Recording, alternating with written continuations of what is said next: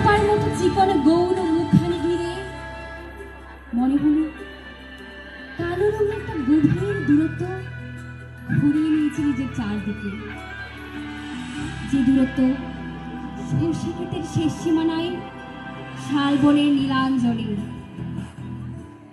থমকে গেল আমার সমস্ত মনটা। চেনা লোককে দেখলাম অচেনা গাম্ভীর্যে। হঠাৎ খবরের কাগজ ফেলে দিয়ে আমাকে করলে নমস্কার। ব্যাস সমাজবিধি পদ গেল খুলে। আলাপ করলাম শুরু, কেমন আছো, কেমন চলছে সংসার ইত্যাদি। সেই রইল জানালার বাইরের দিকে চেয়ে, যেন কাছের দিনের ছোঁয়াচ পার হওয়া চাহনিতে। দিলে অত্যন্ত ছোট দুটো একটা জবাব, ১৬ টাকা দিলে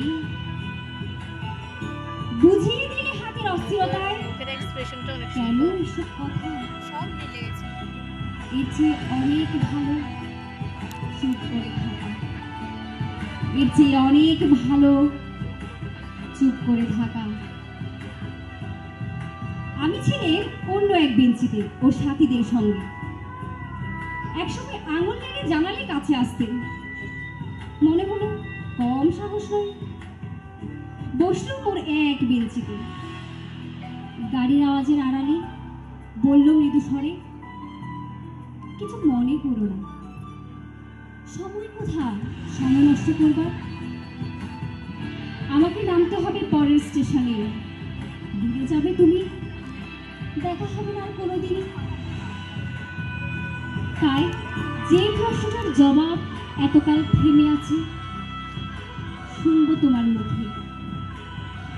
সত্য করে বলবে তো? আমি বললাম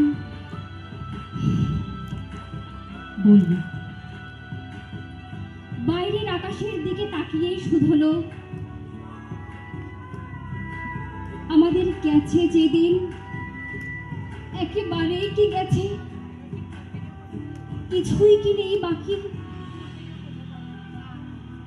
একটু রইলেন চুপ করে, তারপর বললেন, রাতের সব তারায় আছে দিনের আলোর গভীরে। খটকা লাগলো, কি জানি বানিয়ে বললাম নাকি। ও বললে, থাক এখন যাও ওদিকে। সবাই নেমে গেল পরের স্টেশনে। আমি চললেন একা, আমি চললেন একা।